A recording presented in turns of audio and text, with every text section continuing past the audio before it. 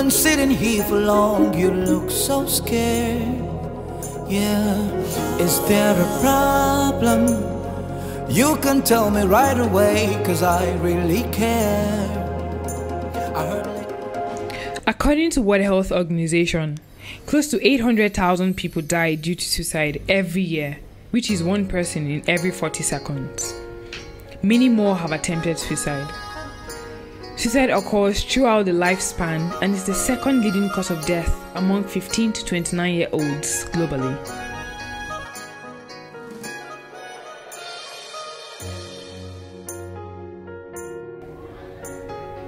There are indications that for each adult who died of suicide, there may have been more than 20 others attempting suicide.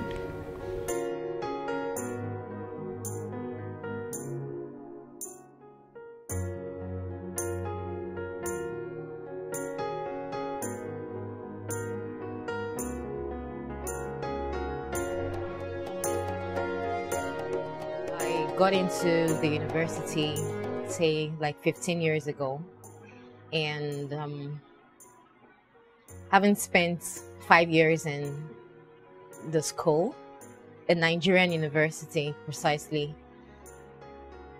I fell out of school. On the day I was supposed to collect my results, check for my final results, they already pasted them. I noticed that I haven't been in school all the while. I was out there checking my final results when I came across my own matriculation number in another department. So that actually struck me, and I dug deep to find out why all of that happened, only for me to find out at the end of the day from the Senate that my admission was a fake one. So apparently I spent 5 years in the school, wasted my time, my money, my energy. I spent reading, trying to pass, and all of that. Wasted. I got back home on that day really sad and frustrated. And the only thing on my mind was suicide. Back in 2016 and part of 2017, I was really depressed. I had a lot going on in my mind, something that I couldn't talk to people about. And then that's because I always keep to myself, especially when it comes to private issues. One thing in my life that I really wanted to work out, to really be good, was failing, which was my marriage. My marriage was failing, and I didn't know what to do about it. And I didn't know. I tried all I could, and it wasn't working. And so that really got me down, because I wanted my life to be kind of perfect, especially when it comes to my marriage, at least have something really good going. And, when we're talking divorce and talking a whole lot of stuff in my marriage, it was bad. My second experience would be when I was taken advantage of by an uncle. We called him uncle, not really because he was my uncle. He was actually, or he is actually, an in-law. That would be several years ago. When I was taken advantage of, like what we know today is I was raped. And nobody believed me. Because before I spoke out, he already made up a story which he told his wife and her entire family. The wife happens to be my first cousin, and her entire family stood against me. Of course, the only person or the only set of people who were there for me were my immediate family members. He said I seduced him, and I was such a baby. I used to work in a telecom. I went to the office on a Thursday, and I realized I couldn't log in. I called the IT guy in Kano. Kano was regional office where I was. So I called the guy in Kano, told him I couldn't log in. So he asked me when. He said I told him when I came in that Thursday morning. So he said I should send him I should send him another password so that he can reset the system for me. So I did that. It didn't work. Tuesday I called him and he told me to be patient, that by Monday he'll be able to rectify it. I went to the admin manager and we were having a conversation. So I told him, I said, I haven't been able to log in since yesterday. And then he said, I said, yes, I haven't been able to log in since yesterday. And he asked me if I'd spoken to the admin guy. I said, yes. And the admin, he asked me, didn't the admin guy do anything about it? I said, no. He said he couldn't do anything about it till Monday. So the look on his face actually changed at that point. Then he asked me if someone had called me from the regional office. I said, no. He asked me if someone had called me from the head office in Lagos. I said, no. He told me I should go back and insist that the admin guy did something about it that Friday. I told him no. When he noticed I wanted to ask so many questions, he now changed the conversation. We started talking about some other things. So I now went back to my office. I suspected he made a call. So he now called me, told me that I've been relieved of my job. When I left Abuja to Lagos, and it happens that when you live in where you are, you're looking for a greener pasture, right? So it happens that where I went to was a lot of stress and a lot of trouble and all that happened. I almost wanted to take my life because people who were supposed to be there for me, people who I went there to meet, people who promised me, people who I spent my life. You know, as a music producer, you meet a lot of people. This one comes saying, hey, help me out. When this happens, I'll help you. When I make it out, I'll help you. And all that, you call people and no one pick your call. And they call you at home saying, hey, someone is sick. We need some money to take someone to the hospital. At some point, my elder brother's wife, she was sick, that they needed 80,000 naira, but then I was the only person to help. And you know, when you call people saying, hey bro, help me with this money, I want to take care of some hospital bills, and people keep telling you, don't worry, I'm going to call you later in the evening, and no one calls. It got to one point I just felt like I'm no more existent. I was depressed to a point I felt, if this could happen to me at this point of my life, then why staying?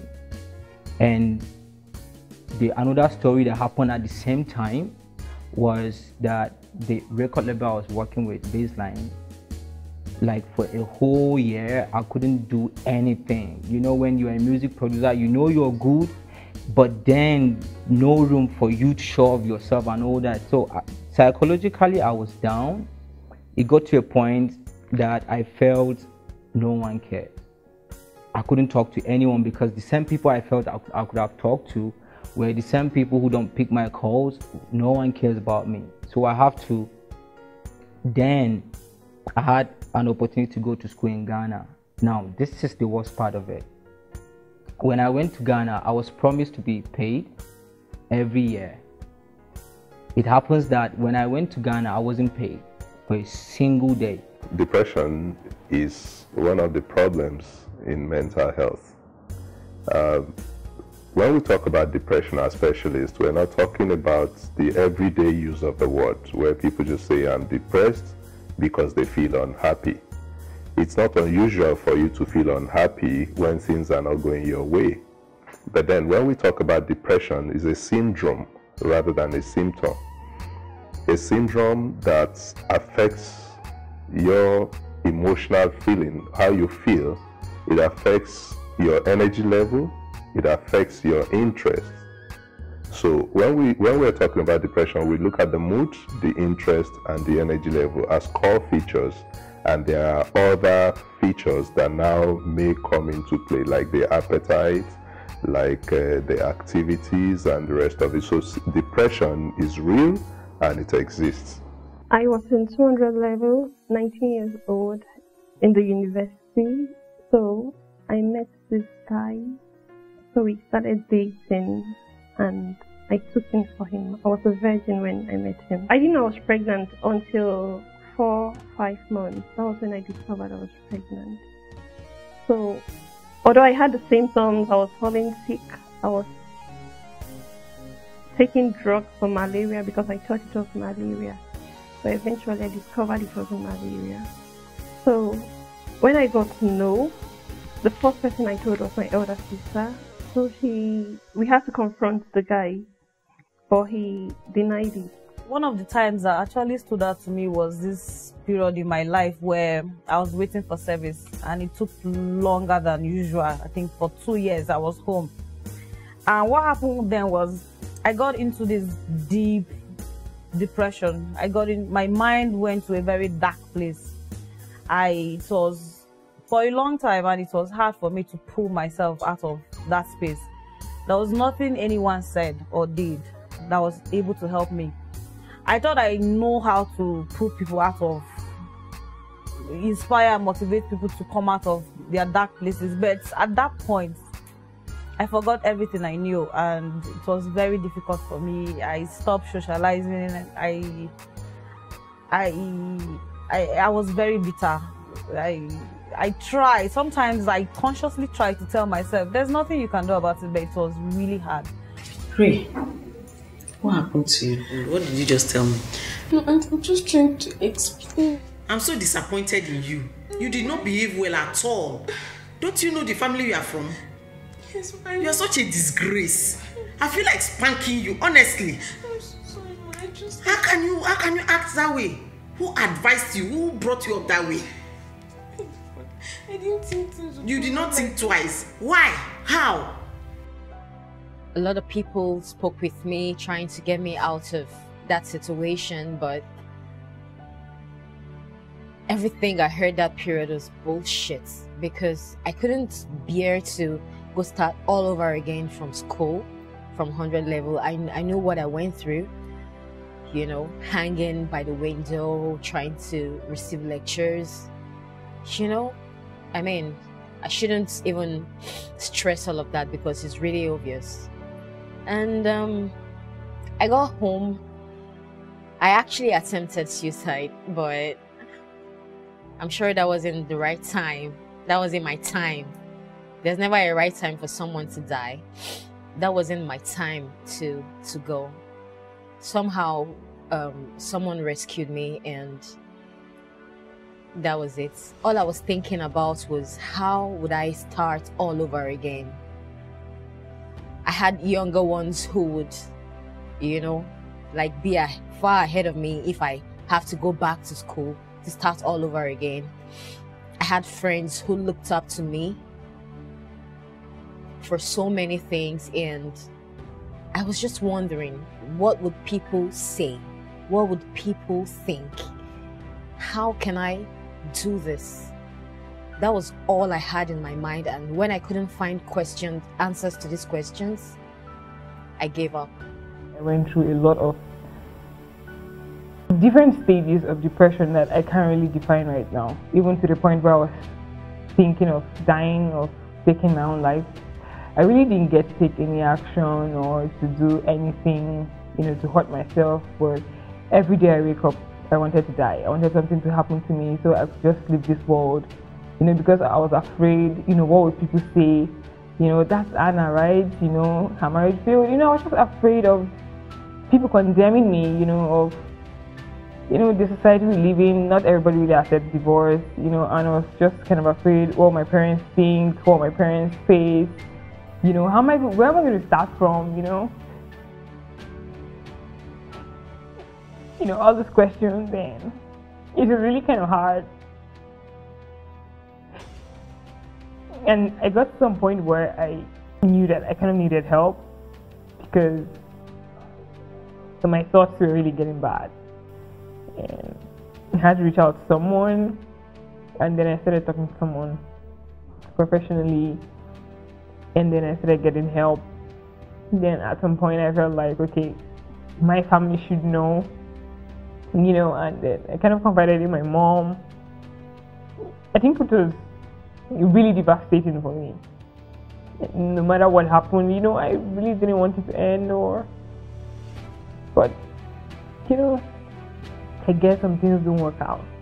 You know, at that point, I failed at 2 jobs, and I never failed at anything, you know. So the fact that my marriage was failing, I started failing at, you know, and everything around me, you know, I felt like if this didn't work, then nothing else could work. I think it dawned on me later in the evening that day that I didn't have a job.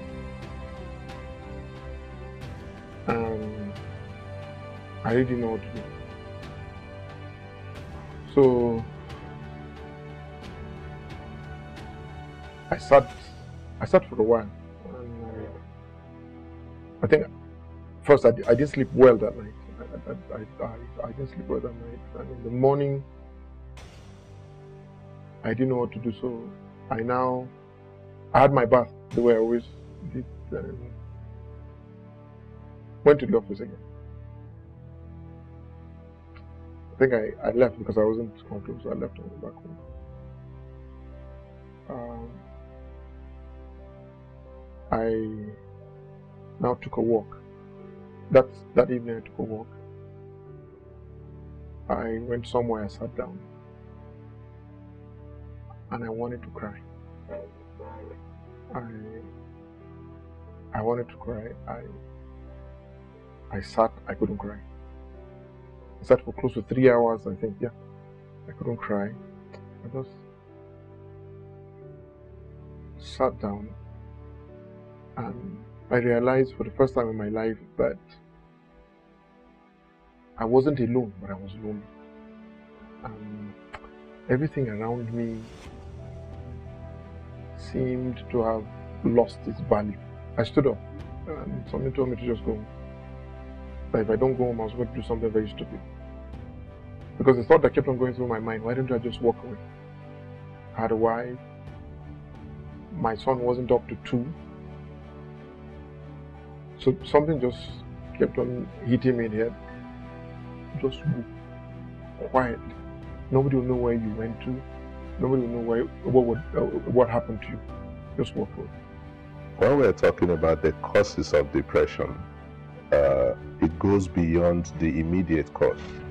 For any challenge in mental health, when we're looking at the etiology, which is talking about the cause, it predates the time that the person manifests. We look at the time when the person was being conceived, that is the time of pregnancy.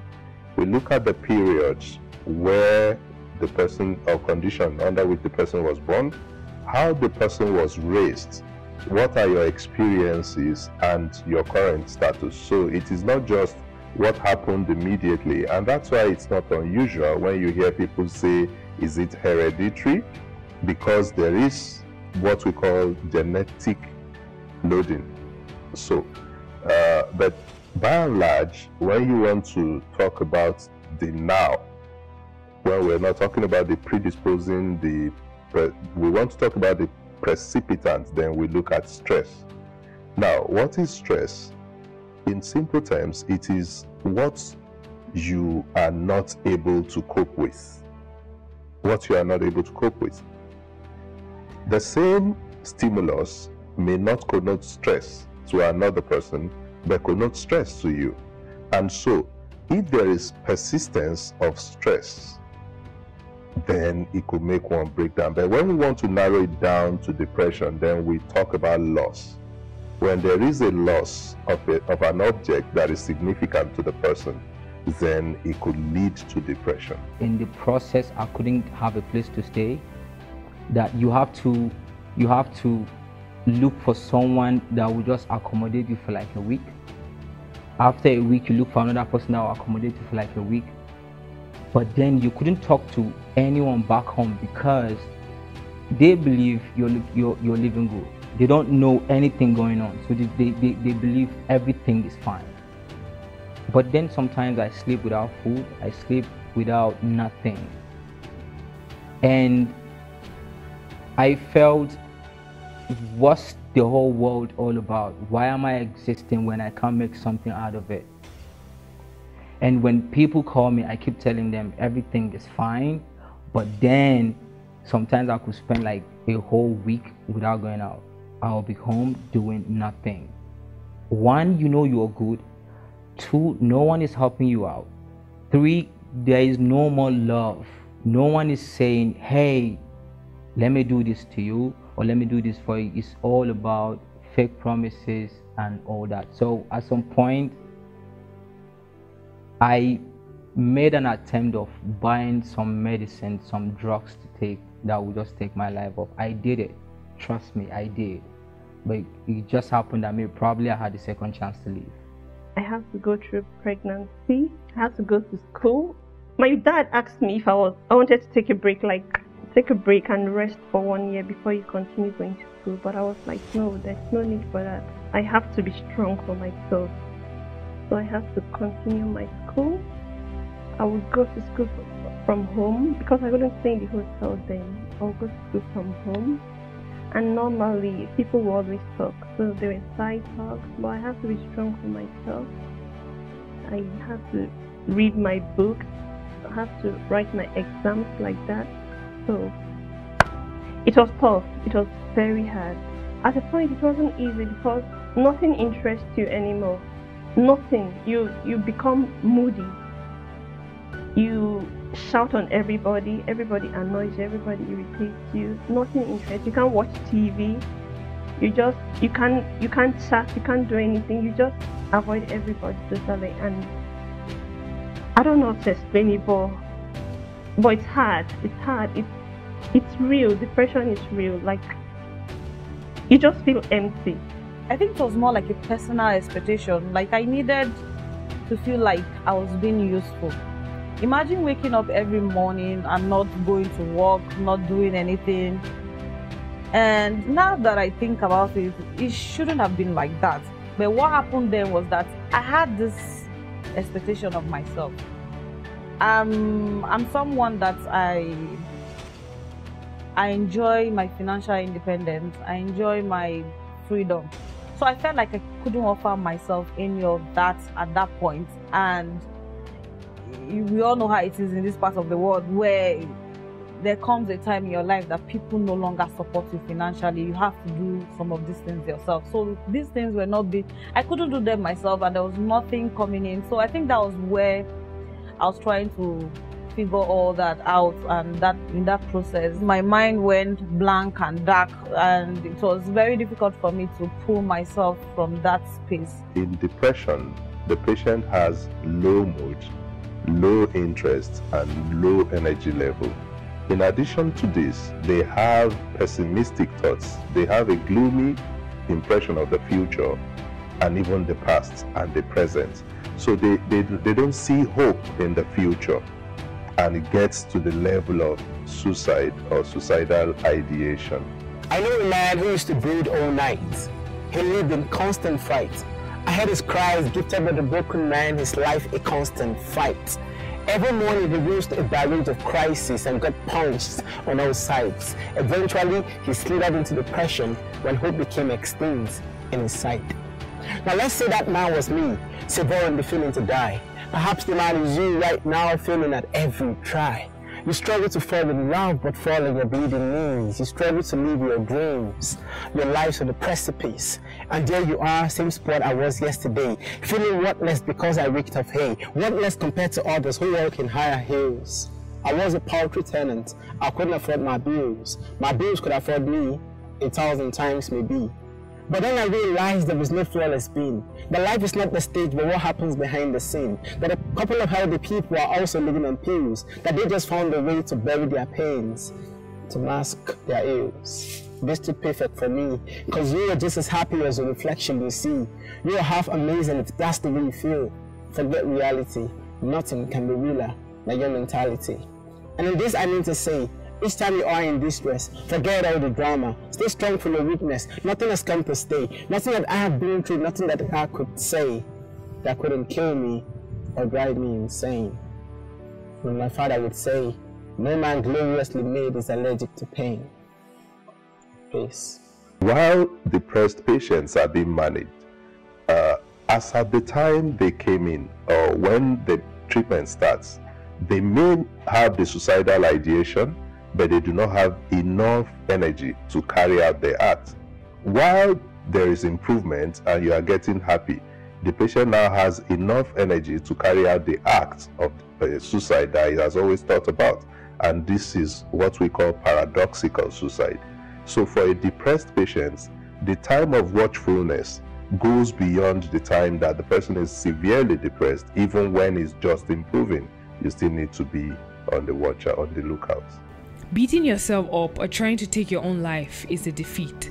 Overcoming whatever happened is what makes you a survivor. You fell? So what? Get up and try again. And if you fall again, get up and try again. By what standard do you think you don't deserve to live? That you decide to take your beautiful life, your promising future? And after a very, very long time, I'm glad I moved on. That changed a lot of things about me when it has to do with men, relating with people. But I'm glad I was able to move on. Not because I wanted to live my life for anybody, but because I knew that all of this would be over one day. I would be over all of my heartbreaks, heartaches, and this depression, and life of course would go on and I can smile again. Dealing with victims of depression entails you being empathic. I'm not saying sympathetic. You have to be empathic. You have to understand what angle the person is coming from. A depressed patient hardly protests anything you do. A depressed patient is someone that is almost already giving up. So you need to work towards restoring hope and restoring them back to their usual form. There are three approaches to management of depressed patients. I would say the biological aspect, the psychological aspect, and the social aspect. The biological aspect would entail the medications. Once you make a proper diagnosis, you look at the appropriate medication that you may want to use. It doesn't end there. The psychological aspect includes psychotherapy, either supportive or different forms of psychological support. While the social aspect, you want to find out why this person is getting depressed and take measures to ensure that a recurrence does not happen, including counseling them on adequate compliance with the medication. On the average, if you're managing a depressed patient when they're fine, you may be able to withdraw medications within 6 months if the patient does well. But there is need for adequate compliance, and you have to be sure that you cannot use the same treatment for everybody. So you have to individualize your patient and choose the best treatment option for each patient. But somehow along the line, I picked up my pieces, not because anybody wanted me to, but because I told myself it was high time. And I had to go back to school to start all over again, like a child. And I'm out now and life continues. I got to this point where I started realizing that, life goes on, I could focus on other things and make it happen, and that there are other purposes to life, than what is actually happening to me now. So, I started putting myself together and, trying to move on from all the events that had happened. Yeah, so somehow I kind of started picking up the pieces of my life together and started doing the things that I loved doing. And, whatever tomorrow holds, I really don't know, but, well, I'll face it, and then that's it. And then I also know that there are a lot of people out there going through a lot of stuff, because when I went through all this, I started realizing that there are a lot of us out there going through stuff, but then there's nobody who knows, because each day we wake up, we come out, it looks like everything is perfect because we put our makeup on, put our best shirt on, and then it looks like we are fine. But the truth is, somebody might be walking close to you and the person is going through a lot. The person is going through a lot of crises, a lot of situations that they probably can't handle. So it's not about how we look, it's not about how well glammed up, we all are, their situation. And I feel like we should pay attention to those around us, friends, family. Somebody might be going through something. And if you're going through something, I think you should talk to someone. Sometimes it's bad when you keep it all bottled up. It's going to eat you, and then when you can't handle it anymore, you're probably going to take your own life. And that's selfish. But that night I called my younger sister and I told her. Then told my younger brother.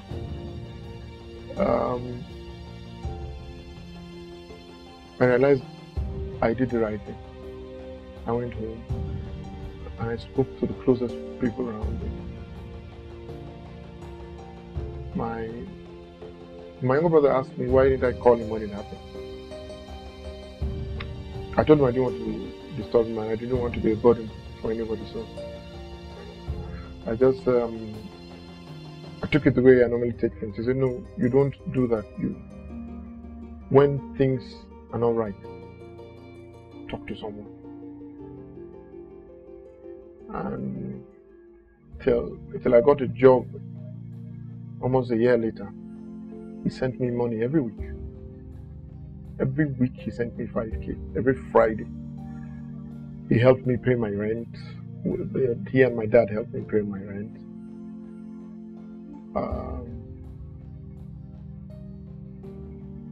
I realized something. I would have lost everything if I had just kept quiet. And I think what helped me was I reached out to people, not just family, but I reached out to people who actually listened and understood. I had help from someone. It happens, I was talking with someone online, but then we wanted to buy studio equipment because I set up studio equipment, so we wanted to buy studio equipment, so they were supposed to ship it in. Then at the same time, still, we had issues with the shipment, and the whole stress was like, hey, you were the one who connected us with these people, so you should figure it out. So we got talking with the lady, and so at some point we became so close. So I felt so free to tell her some stuff I was passing through. So her name is Kati, so she really helped me out, and she gave me reasons to realize that life is more than just living. You don't just live, you experience the life, you live for the moment. This word, you live for the moment, she made me understand what moment is all about. So she really helped me out. She was calling me like every day. The time difference with Africa and Hong Kong is like 8 hours, but then she will stay awake and make sure she follow me up. And she made sure that I left Ghana down to Nigeria. She made sure everything I was doing, she has a picture of everything I was doing, because she wanted to know if I was doing the right thing. Yeah. So I would say I really had help. I think you should find someone trustworthy to talk to. Like when I had my own experience, the first person I spoke to was my Reverend Father, because I knew how would I face my parents and tell them I'm pregnant. How do you want to do that?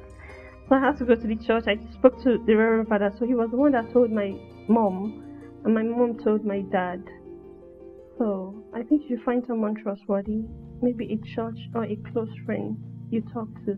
Because mine was pregnancy, teenage pregnancy. Somebody else might be divorced. Somebody might be going through financial issues. Somebody might be expecting a child. Maybe you've been married for 25 years and you don't have a child and it's weighing you down already. So find someone to talk to, somebody trustworthy. In terms of intervention, I'll start with the individual families or people around such patients. It is necessary that we give adequate support. It is necessary that we continue to be our brother's keeper. It is necessary to seek experts' advice and intervention where necessary. On the part of the government, there is need for more inclusiveness. There is need for political will and commitment. up till now, when you talk about mental health, there is this stigma or discrimination attached to it, and you don't get adequate attention. I still know that people plan hospitals and put mental health wards very far from the other wards, which increases the social stigma. My advocacy has always been that if mental health gets 1/10 of the attention that major illnesses like HIV, AIDS, and the rest of it gets, mental health, the nation will be better for it, because a mentally healthy nation is a nation that everybody will be happy to live in. I think what kills people the most is the fact we don't say anything. And we sit down and we feel everything has ended. The truth is it hasn't. And that was the lesson I learned. I learned it didn't end because I'd lost my job. No. It was like I was reading a book and I needed to open another page. And that's what I did.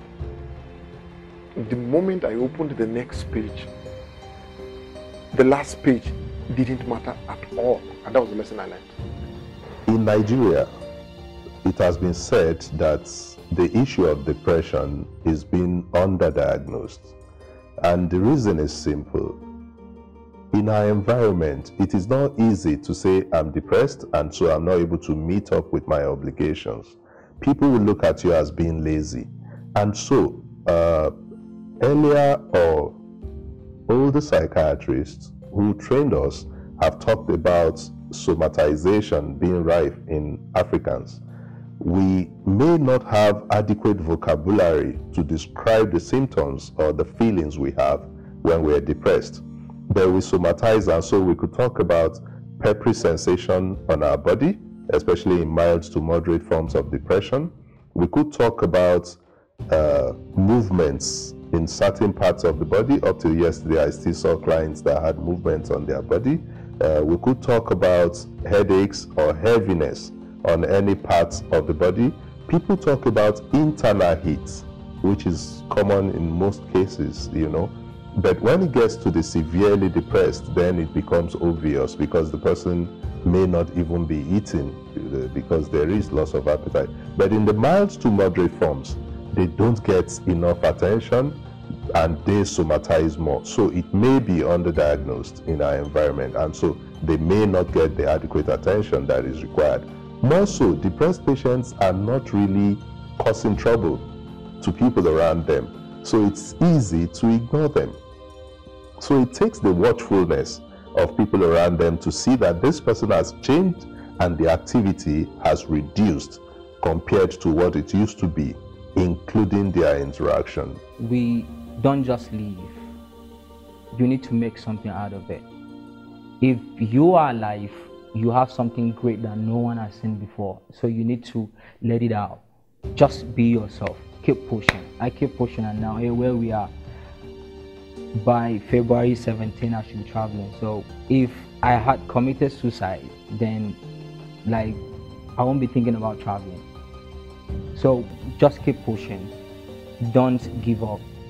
Forget about things you hear out. Forget about people fail you. Forget about all that. I wouldn't have been talking to so many people now, but then life ahead is more than what we've experienced. So you just have to keep pushing. I have a beautiful daughter now. She's 8 years old, and she's a joy to everybody that comes across to her. She's intelligent, she's hardworking, she has the fear of God, even at her age. This is somebody that can tell you, I will not eat today because I want to fast. And she's just 8, so she brings so much joy. When I look at her now, I forget about all my past, and I'm even grateful that I didn't abort her. Imagine me killing somebody, like imagine you would have been dead by now. Staying mentally healthy requires each and every one of us to have a positive psychology.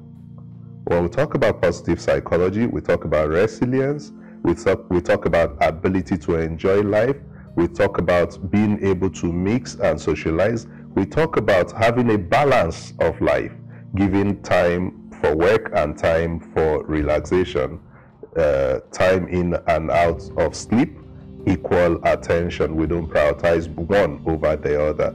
I know that most of us we hardly take leaves in Nigeria. When you take a leave, it's a working leave. It's that you take a leave from your employment and you go and start trading to raise more funds. So if we are able to imbibe the concept of positive psychology, we would be more mentally stable. Like I said before, it just takes the individual being overwhelmed by what is termed as stressor for the person to break down. It's like the precipitant in most cases. So if we have a positive psychology, resilience will make you bounce back from adversity. We cannot insulate you from things that are not what you desire, but our ability to bounce back from adversity would make you not break down easily. So if we imbibe positive psychology, we'll be better for it. If you're out there, you're going to stop, just hang in there. That's not the end of the world. It's not only you. A lot of people are going to stop, and if you stay alive, you're going to get over it and you're going to get better. Hello, dear. You've been sitting here for long. You look so scared.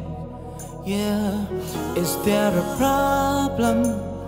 You can tell me right away, 'cause I really care. I heard lately you've been taking pills. If your mama knows about this, tell me how would she feel? I don't really know, so tell me what's the problem? Life is so hard, what about it? I wish I could die. No, no, no, no, no, no. Say life won't give you what you desire.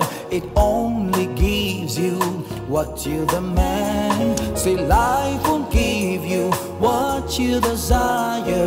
It only gives you what you demand. Life is